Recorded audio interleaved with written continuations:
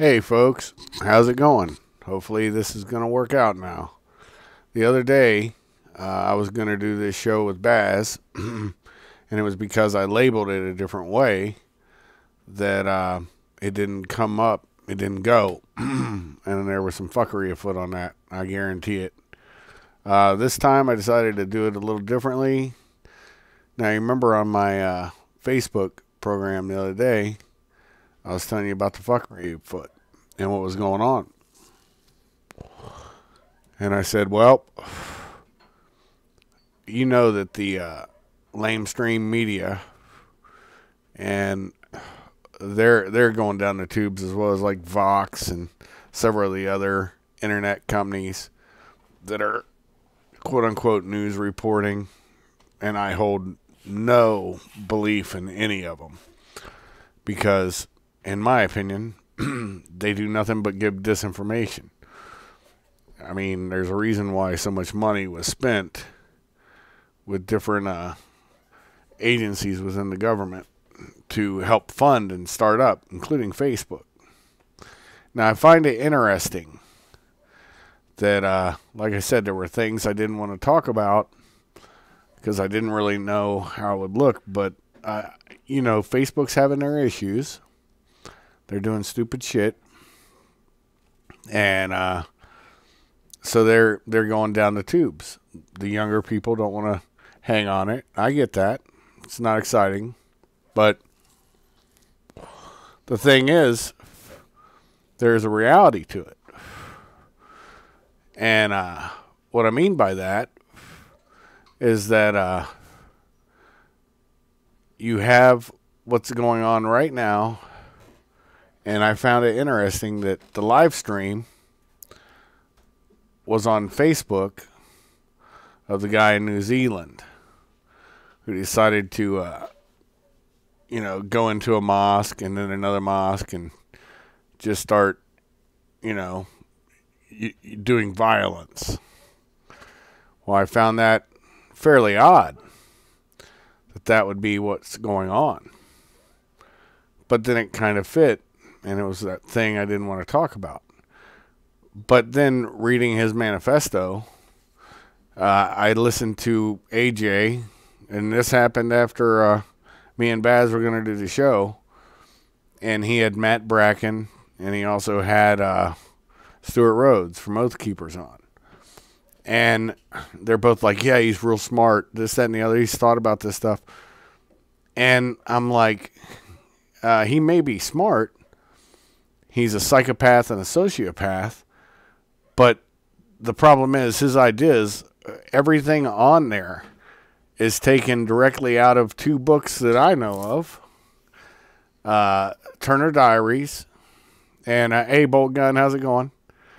And the other one is Siege by James Mason. And those two books are the basic nebulous of his entire little manifesto. So he didn't even have an original thought with that. His Q&A I found was interesting because he almost lifted his opinions directly from radix and also from what's the name of it? Countercurrents. Some of the authors that publish there. So even his Q&A wasn't himself. The one thing I found that was interesting was his communist comments. So that tells me something.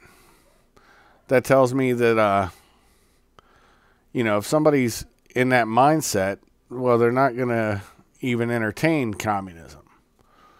So that makes me think that while I believe this, good Bolt Gun, glad you're here, brother.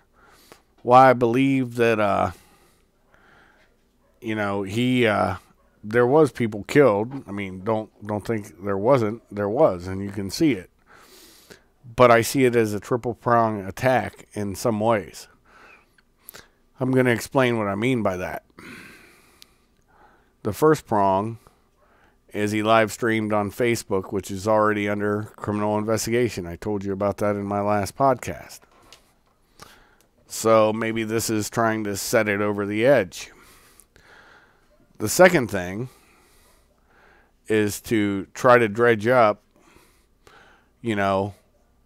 what he called accelerationism, which, anybody who's hip out there knows what that means. And that's always ignorant. People like that are ignorant. And they are sociopaths and psychopaths, in my opinion. And if you want to have a differing opinion, all about talking about it, take your little plagiarized manifesto, spread it around.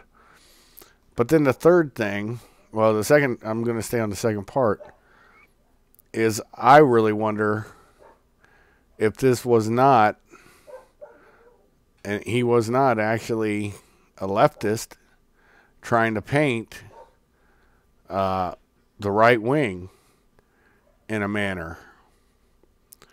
And then the third prong, notice how it looked identical. There was a show my son wanted me to see, and it was Hardcore Henry or Harry Hardcore, something like that. Anyways, it was a first-person shooter movie, right?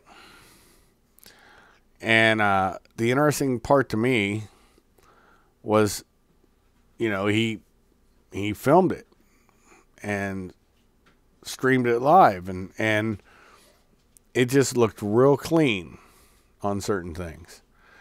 Now that we're talking about that, I'll share, I was listening to a podcast, a friend of mine, he's a good guy, he does a podcast. Remember I told you, look to the left, to the right, always, and you'll find the truth in between.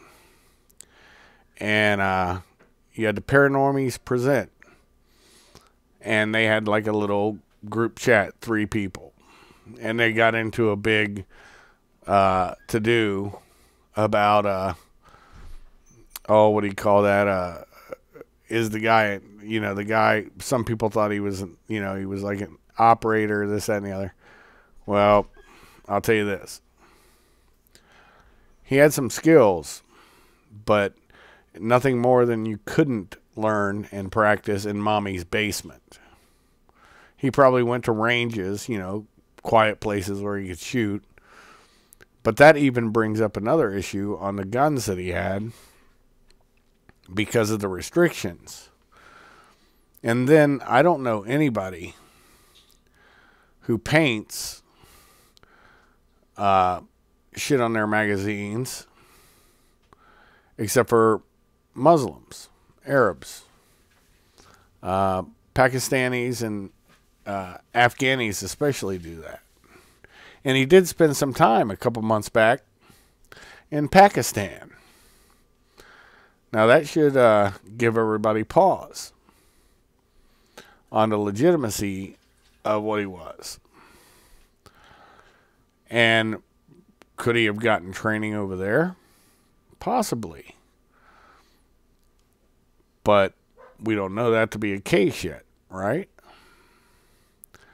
But what we do know is that he was a psychopath and a sociopath. This whole entire thing where he's using the Sonnenrad, sorry, I mispronounced it. That's an old Nordic runic symbol.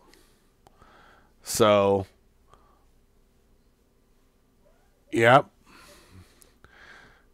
The Rotaries, they're no, yeah, that's the thing. The Rotary magazines, you're right. Backyard Commando movie freaks, because they don't perform well at all. I've never seen any that you didn't jam up a few times with. But it is, like you said, Backyard Commando movie freaks. And then, like, here's an example of some of the stuff.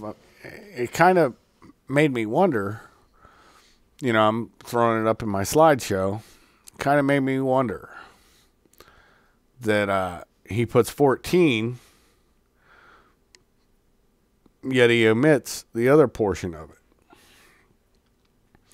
And then in another part of his manifesto that I found to be kind of entertaining was that if he's far right, you know, in the way that they want to present him as, how come in his manifesto he didn't say anything about the Jewish people in our communities?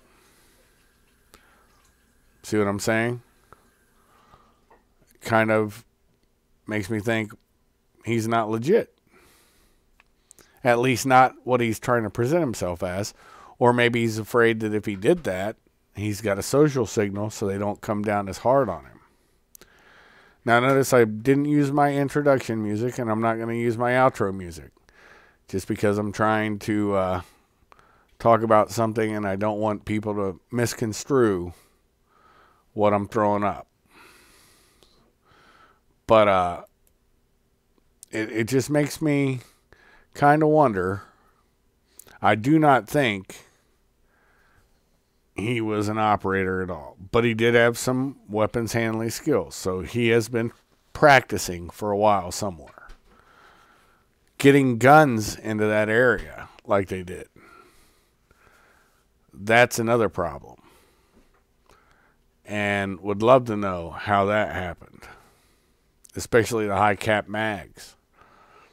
You got to remember, that's a country that has, you know, limits on that kind of thing. Another thing to think about is he goes in there and slaughters people, and kind of makes me wonder that as soon as he got pushback, he did go in to, I think, the second mosque, and somebody had a shotgun and threw some rounds back at him. And then he took off. See, that's the thing. These people are all Billy Badass until they have rounds coming back at them. Just like Bolt Gun said, Backyard Commando movie freak. And also, the first person, do not doubt me on this. I've seen this happen before during the entire Tipper Gore thing, where raising PG kids in an X-rated society, what you'll see is they're going to go back after first-person shooting video games. I'll bet money on that. Because that's exactly when he was doing that with his little camera, and it was, you know, on his head. It looked exactly like a first-person shooter game. So like I said, that's 3 points that I think they're going to go after. The media needed to find itself relevant because the media is going downhill, the mainstream media.